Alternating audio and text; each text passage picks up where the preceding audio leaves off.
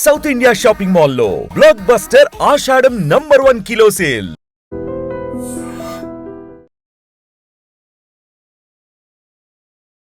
నమస్కారం, welcome to I dream. ధర్మ మార్గం విత్ విజిత కార్యక్రమానికి స్వాగతం.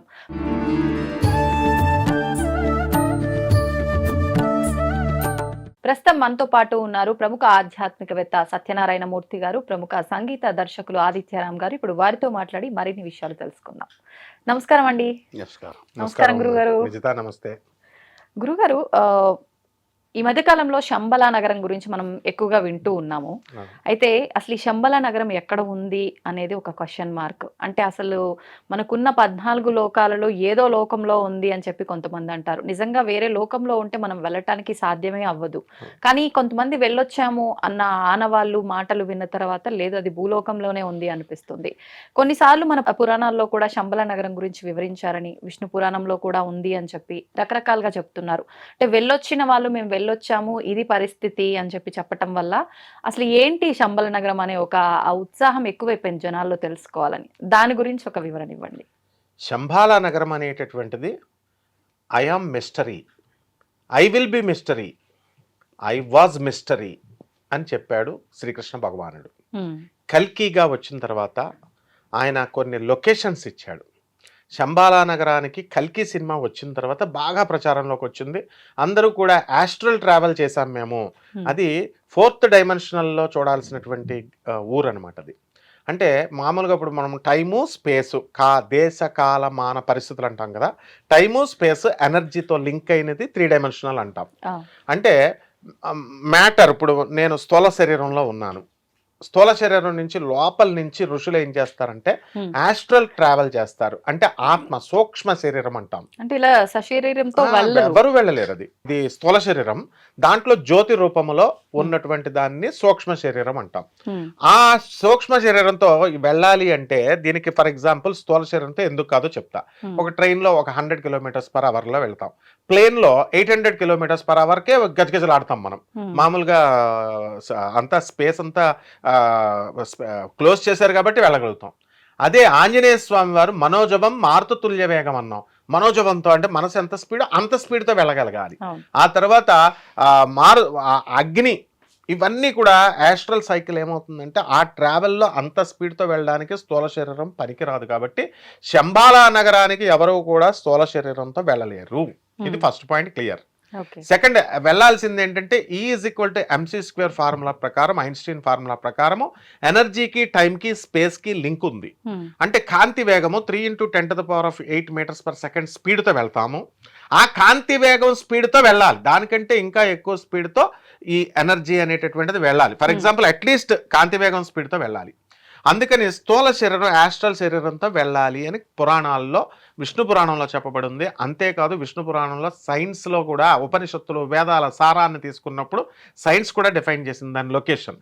ఏ విధంగా అంటే లాంగిట్యూడ్, లాటిట్యూడ్లు ఉంటాయి. లాటిట్యూడ్ చూసినప్పుడు so and so north, longitude చూసినప్పుడు so and so degrees east అని చెప్తాం. సో ఆ డిగ్రీస్ అన్ని కూడా ఎలా చెప్పబడి ఉందంటే భాగవతంలో శ్రీకృష్ణ పరమాత్మ చెప్పాడు క్లియర్గా. పాపం ఆయన అప్పుడు జరిగినటువంటి యుద్ధము ధర్మ అధర్మాలకు మధ్య యుద్ధం. పరమాత్మ ఎప్పుడు కూడా డైరెక్ట్ ఫైట్ లోకి రాడు. ఎలా వచ్చాడు అంటే ఈయన నేను ఆయుధం పట్టను అన్నాడు, దగ్గరుండి చేయించాడు ధర్మానికి అధర్మానికి. పాపం ఆయన్ని పట్టుకొని ఈ వీళ్ళు ఏం చేశారు, గాంధారి నువ్వు నా పాండవుల్ని చంపేసావు, నా బిడ్డల్ని చంపేసావు, కాబట్టి నువ్వు తప్పు చేసావు అని శాపం పెడుతుంది. ఓకే, ఆమె శాపాన్ని యాక్సెప్ట్ చేశాడు కాబట్టి కృష్ణ పరమాత్మ ఔదార్యంతో ఆమె శాపం ఫలించింది. లేకపోతే కృష్ణుడికి ఎవరు శాపం పెట్టలేరు. అయితే అప్పుడు డెసిషన్ తీసేసుకున్నాడు కృష్ణుడు. ఏమనంటే నెక్స్ట్ యుగంలో, కలియుగంలో నేను అసలు ధర్మానికి అధర్మానికి మధ్య కాదు, అసలు నేను ఇంటర్ఫియర్ కాను అన్నాడు. So but I will be the weapon అన్నాడు. అందువలన ఇప్పుడు జరిగే యుద్ధం ఏంటంటే ధర్మానికి అధర్మానికి కాదు, అధర్మానికి అధర్మానికే. అంటే మనుషులందరూ అధర్మం ప్రవర్తన అయిపోతారు, ఇటువైపు వర్గం ఉండి ఏ విధంగా అయితే ఈ యొక్క ద్వాపర యుగంలో ముసలం పట్టి యాదవుల మధ్య కొట్టేసుకొని చచ్చిపోయారు కృష్ణ వంశం అంతా కూడా, ఆ విధంగా మనమే కొట్టేసుకొని చచ్చిపోతాం. అది ఎప్పుడు సాధ్యము? సైన్స్ డిఫైన్ చేస్తోంది. ఎలాగా సాధ్యము అంటే న్యూక్లియర్ వెపన్ లాగా వస్తాను అన్నాడు కృష్ణ పరమాత్మ. అంటే అదే కల్కి అవతారం. అంటే nuclear bomb second world war లో మనం వేసినటువంటి ఆటం బాంబ్ ని హీరోషిమా, నాగసాకి ప్రాంతంలో పడి ఇప్పటికి కూడా గడ్డి కూడా మొలవట్లేదు. అదే విధంగా ఈ థర్డ్ వరల్డ్ వార్ లో కల్కి అవతారం అంటే న్యూక్లియర్ బాంబ్ అన్నమాట. అది పడుతుంది, మనలో మనము స్మాష్ అవుతాం. సో లాంగిట్యూడ్ లాటిట్యూడ్స్ డీకోడింగ్ చేసుకున్నట్లయితే అది ఎక్కడ ఉంది అని అంటే భూభాగము క్లియర్ గా చెప్పింది, విష్ణు పురాణం చెప్పింది, ఉపనిషత్తులు వేదాలన్నీ చెప్పినాయి శంబాలా నగరం గురించి. The first part of the land ఎక్కడైతే పుట్టబడిందో it will be the last part of the land, అదే ఆఖరు భూమి, ఎన్ని యుగాలు వచ్చినా అది మారదు అని క్లియర్ గా చెప్పింది. కల్కి సినిమాలో కూడా అదే చూపించారు బేస్ బాగా. ఎలా అంటే భూభాగము లాంగిట్యూడ్ లాటిట్యూడ్ తీసుకున్నప్పుడు the first part of the land ఎక్కడ అంటే వెస్ట్ బెంగాల్లో పురూలియా డిస్ట్రిక్ట్ అని ఉంది. బొకారో స్టీల్ సిటీకి వెళుతూ రాంచీకి 200 కిలోమీటర్ల దూరంలో పుందాగ్ రైల్వే స్టేషన్, అక్కడ ఇవంతా కూడా 2000 ఎకరాల land, first part of the land ముద్దగా పుట్టింది మాస్. అది ఏమని చెప్పాడు, ఒక ఇండికేషన్ ఇచ్చాడు విష్ణు పురాణంలో. ఆల్రెడీ నేను అట్ ద ఎండ్ నేను క్లోజ్ చేస్తాను న్యూక్లియర్ వెపన్, న్యూక్లియర్ ఎనర్జీతో, బట్ అక్కడ డ్రాప్ అవుట్స్ జరుగుతాయి, మారణాయుధాలు పడతాయి అని చెప్పాడు. మరి చాలా మంది గూగుల్లో చూసినప్పుడు మనం హిమాలయ పర్వతాల్లో చంబల్లో ఉందని, లేకపోతే ఇక్కడ హిమాలయాల్లో అని కొంతమంది చెప్తే అది డెఫినెట్ గా చెప్పలా, ఫలానా ప్రాంతం అని చెప్పలా, హిమాలయాల్లో ఉండొచ్చు అని చెప్తున్నారు. అలాగే కొంతమంది మన పోలం దేవి నక్సలైట్ గా ఉండి ఎంపీగా గెలిచింది ఉత్తరప్రదేశ్ లో ఉన్న చంబల్ లోయే అని కొంతమంది చెప్పుకుంటూ వస్తున్నారు. బట్ ఇవన్నీ సత్య దూరాలు, అంటే ఇవన్నీ వాస్తవాలు కావు. ఎందుకనంటే పురాణాల్లో క్లియర్ గా డీకోడ్ చేయబడింది ద వెపన్స్ అది న్యూక్లియర్ పవర్ తో ఉన్నటువంటిది అని. అది ఎప్పుడు జరిగింది అంటే 1995లో మనం గూగుల్ చూసుకుంటే సరిపోతుంది. అక్కడ ఈ జ్యోతి బసు చీఫ్ మినిస్టర్ గా ఉన్నప్పుడు ఆర్మ్స్ డ్రాప్ అవుట్ అని కొడితే వస్తుంది అనమాట. ఆర్మ్స్ డ్రాప్ అవుట్ ఎప్పుడంటే AK-47 గన్స్ వేరే పని కోసం జ్యోతి బసు వాళ్ళు తీసుకెళ్తున్న సందర్భంలో, అది హెలికాప్టర్ లో తీసుకెళ్తున్నది, లీగల్ గానే తీసుకెళ్తున్నారు, అది కట్ అయిపోయింది అనుకోకుండా. ఎక్కడ కట్ అవుతుంది అన్నది పురాణం చెప్పింది, ఆ లోయ మీద కట్ అవుతుంది అన్నారు, లోకల్ న్యూక్లియర్ ఎనర్జీ. సో అక్కడ కట్ అయిపోయి AK-47 గన్స్ అన్ని కూడా ఆ విలేజ్ లో పడిపోయినాయి. పడిపోతే అందరూ లడ్డూలు 2 లడ్డూలు పడిపోతే తెచ్చుకొని ఇంట్లో పెట్టుకున్నట్టుగా ఒక్కొక్కడు 2 గన్నులు పెట్టుకున్నారు ఇంట్లో, అందరూ కూడా AK-47 గన్ ఆ విలేజ్. సో అప్పుడు ఏం జరిగిందంటే 2 రోజుల తర్వాత అక్కడ రాంచీ ఎక్స్ప్రెస్ లో న్యూస్ వచ్చింది. And the city was seized by the police and the CBI armed forces. ఇవన్నీ నేను స్టూడెంట్ గా ఉన్నప్పుడు నేను ఆ ప్రాంతంలో ఉన్నాను అక్కడ. అది ఏంటో కాదు, ఆనంద నగర్ దాని పేరు, పురూలియా డిస్ట్రిక్ట్. సరే అయిపోయింది. అక్కడ పోలీసు ఏం చేశారంటే చాలా బాగుంటుంది అనమాట, అది సీజ్ చేసేసారు, అనౌన్స్ చేశారు, గ్రామ ప్రజలారా మీరు ఇచ్చేసేయండి రిటర్న్ అంటే అందరూ ఇచ్చేసారు. పాపం ఎవరైనా కనుక ఇవ్వకపోతే దాచుకుంటే మేము ఇంటికి వచ్చి సర్చింగ్ చేస్తామన్నారు, ఇచ్చేసారు. సో ఇది ఒక ఇండికేషన్ అనమాట. అంటే దీనికి సాక్షాత్తు పరమశివుడే, ఆది పరమేశ్వరుడైనటువంటి ఆ శివుడు ఆది గురువు. గోవర్ధనోధారహే నందిలాలా కల్కి ప్రియ భగవాన్ జయ నందలాలా దేవకీ నందన నందలాలా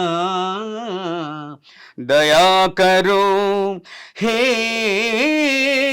नंदलाला कल की प्रिय जय हो नंदलाला भगवान कल की प्रिय नंदलाला नंदलाला जय हो नंदलाला नंदलाला भजो नंदलाला नटवर कृष्णा नंदलाला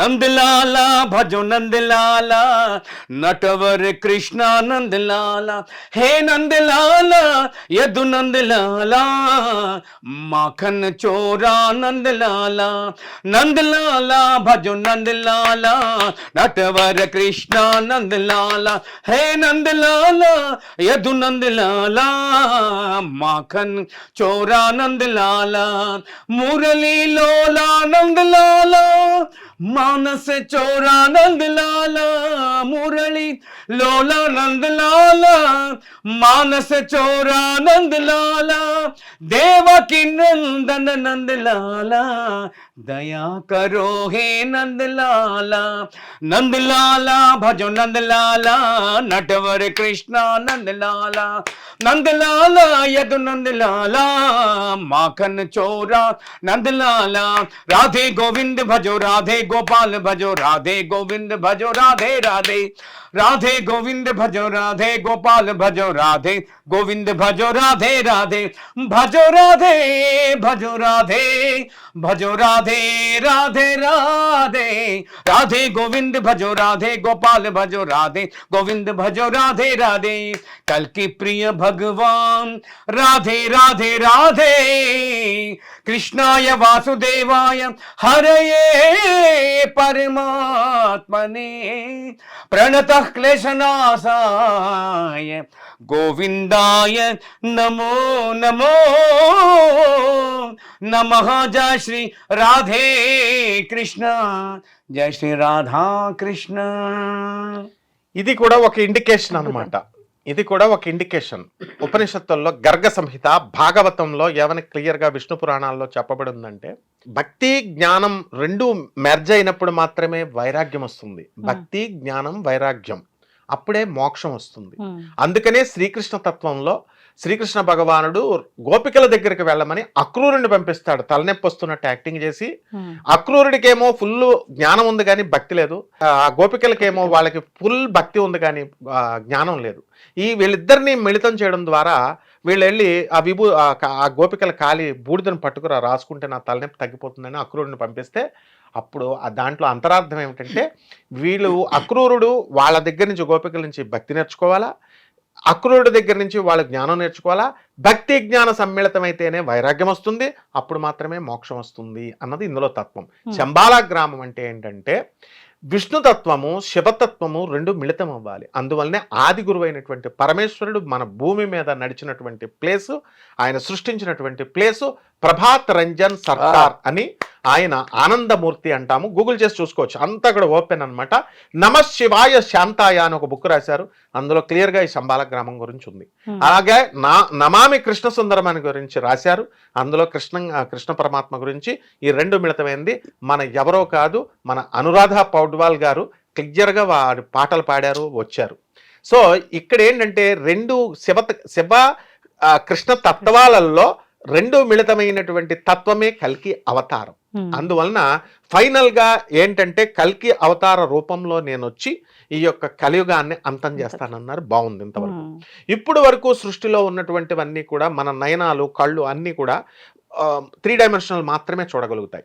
ఇప్పుడు X axis, Y axis and Z axis 3D films పెట్టి చూస్తాం కదా మనం, చిన్నారి, చేతన ఇలాంటి సినిమాలు.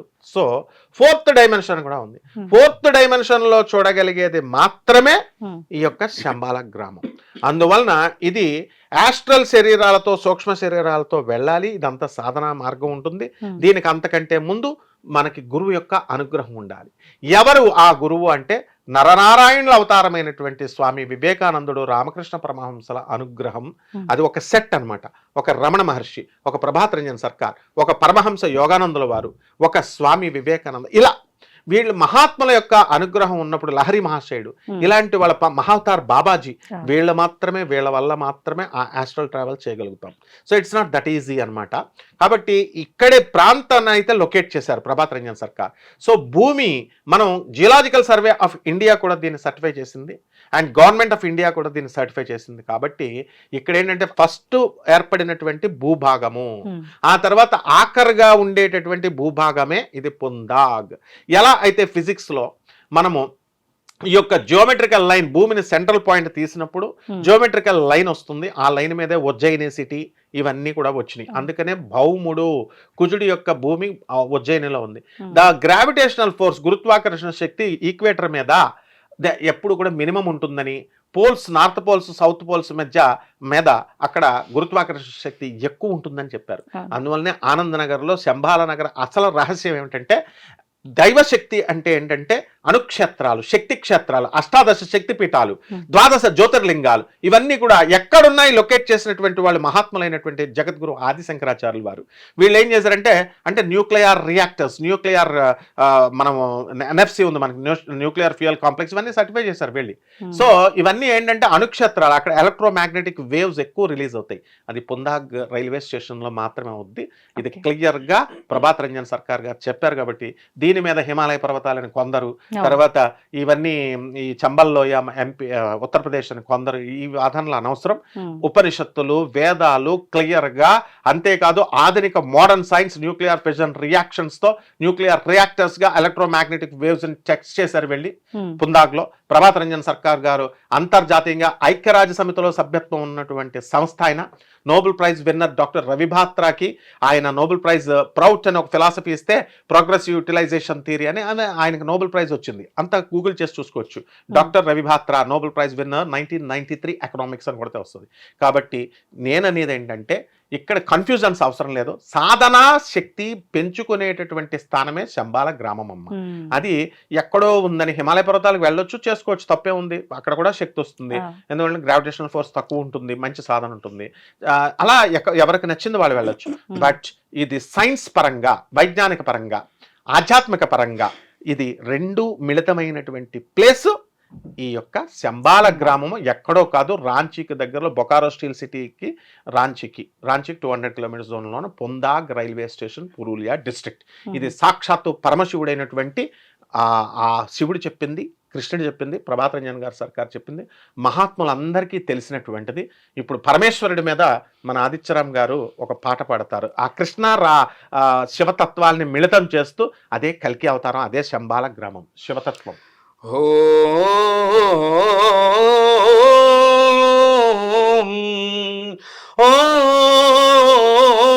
నమః శివాయ, ఓం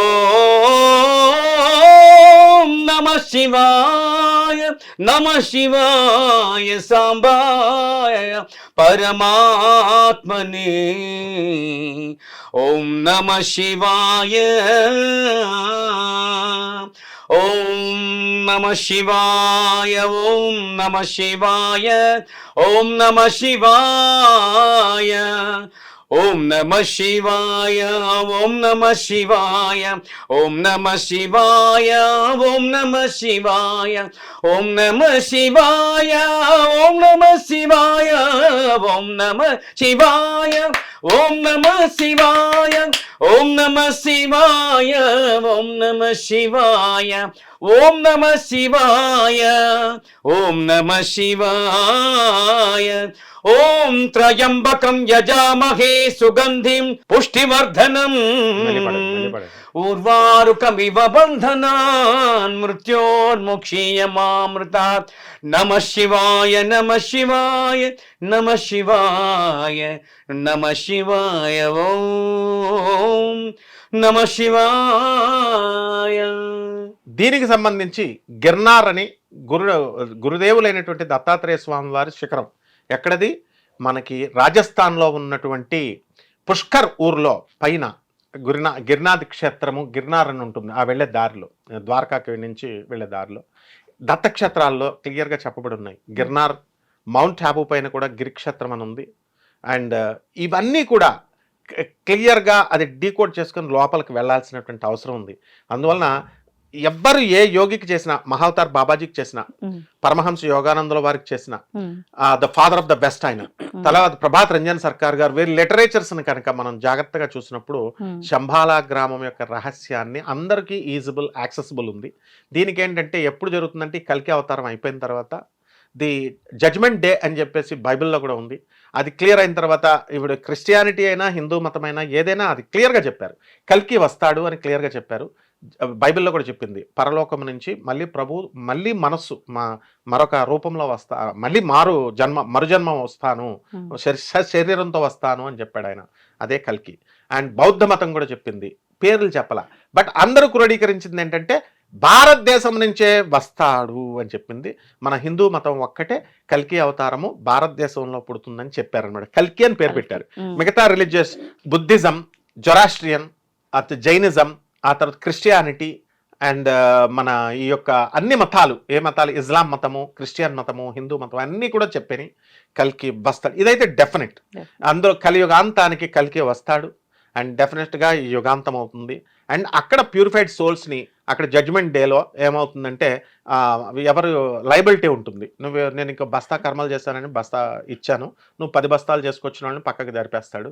అండ్ ఎవరైతే బస్తా కర్మలు చేసిన వాళ్ళని, చెడు కర్మలు చేసిన వాళ్ళని క్లీన్స్ చేసుకొని కార్మిక్ క్లీన్స్ వచ్చిన వాళ్ళని అందరినీ కూడా ఎలివేట్ చేస్తాడు. This is evolution and they will be promoted. అదే కల్కి అవతారం, అదే శంబాల గ్రామం. సో ఈ 4th డైమెన్షన్లో చూడాల్సినటువంటి దీన్ని అంత ఈజీగా మనం చెప్పకూడదనమాట. ఇప్పుడు కాశీనగరానికి అందరూ వెళుతున్నాము, దర్శనం చేసుకుని వస్తున్నాం, ట్రైన్లోనే కదా, ప్లేన్లోనే కదా, బస్సుల్లోనే వెళ్ళొచ్చేస్తున్నాం అనుకుంటున్నాం. కానీ అక్కడ సిద్ధ పురుషులు, తర్వాత ఈ యొక్క దేవతలు, గంధర్వులు, కిన్నెరులు, కింపురుషులు వీళ్ళందరూ నిత్యము గంగానదిలో స్నానం చేసి విశ్వేశ్వరుని దర్శనం చేస్తాడు. అందువలన అది మనోనేత్రంతో చూసేది కాదు, కేవలము సూక్ష్మ దృష్టితో చూడాలి అన్నారు. శంబాల గ్రామాన్ని ఏకైక కళ్ళతో చూసినటువంటి ఒకే ఒక వ్యక్తి ఎంతవరకు ఉన్నాడు, అతను మాత్రం స్వామి వివేకానంద ఒక్కడే. ఆయన క్లియర్గా ఆయన చరిత్ర చదివితే అందులో ఆయన ఏం చెప్తాడంటే, I want to see this god, I want to see the place of divinity, the place of worship with my naked eyes అన్నాడు. నా సొంత కళ్ళతో, నేను ఈ కళ్ళతోనే చూడాలి అన్నాడు. రామకృష్ణ పరమహంసలు వారు చెప్తారనమాట. ఎలా చెప్తారంటే, ఈ నీ కళ్ళతో నేను నిన్ను ఎలా చూస్తున్నాను, నువ్వు అలా చూస్తున్నావు అన్నారు. కాబట్టి శంబాల గ్రామం గురించి కన్ఫ్యూజన్ అవసరం లేదమ్మా. అండ్ ఆఖరుగా ఆ గురుదేవులైనటువంటి దత్తాత్రేయ స్వామి వారి అనుజ్ఞతోనే మనం శంబాల గ్రామం వెళ్తాము. దత్తస్తవం మనకి చెప్తారు దత్తాత్రేయం మహాత్మానం వరదం భక్తవత్సలం ప్రణతోస్మి దత్తాత్రేయం నమామ్యహం, దత్తాత్రేయం నమామ్యహం, గురు దత్తాత్రేయం నమామ్యహం. దిగంబరా దిగంబరా శ్రీపాద వల్లభ దిగంబరా, దిగంబరా దిగంబరా శ్రీపాద వల్లభ దిగంబరా, దిగంబరా దిగంబరా శ్రీపాద వల్లభ దిగంబరా. దత్తాత్రేయ దత్తాత్రేయ దత్తాత్రేయ పాహి మాం, దత్త గురు దత్త గురు దత్త గురు రక్ష మాం. దత్తాత్రేయ దత్తాత్రేయ దత్తాత్రేయ పాహి మాం, దత్త గురు దత్త గురు దత్త గురు రక్ష మాం. దత్తాత్రేయ పాహి మాం, దత్త గురు రక్ష మాం. దత్తాత్రేయ పాహి మాం, దత్త గురు రక్ష మాం. గురు దత్త పాహి మాం, దత్త గురు రక్ష మాం. గురు దత్త పాహి మాం, దత్త గురు రక్ష మాం. దత్తాత్రేయ దత్తాత్రేయ దత్తాత్రేయ పాహి మాం, దత్త గురు దత్త గురు దత్త గురు రక్ష మాం. గురు దత్త పాహి మాం, దత్త గురు రక్ష మాం. దత్తాత్రేయ పాహి మాం, దత్త గురు రక్ష మాం. దత్తాత్రేయ పాహి మాం, దత్త గురు రక్ష మాం. దత్తాత్రేయ పాహి మాం, దత్త గురు రక్ష మాం. పాహి మాం రక్ష మాం.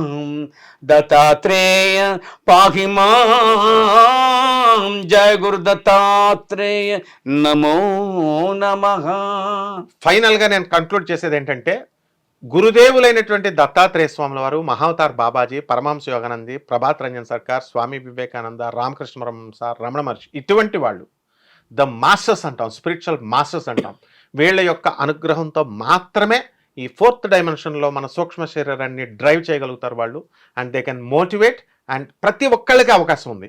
దీన్ని మనం కర్మని క్లీన్స్ చేసుకొని మనం చక్కగా మరొక పునర్జన్మలం పొందినట్టుగా మారు మనసు అంటాం కదా, ఆ విధంగా రెవల్యూషన్ తెచ్చుకొని చక్కగా మనం అందరం కూడా దర్శించుకోవచ్చు.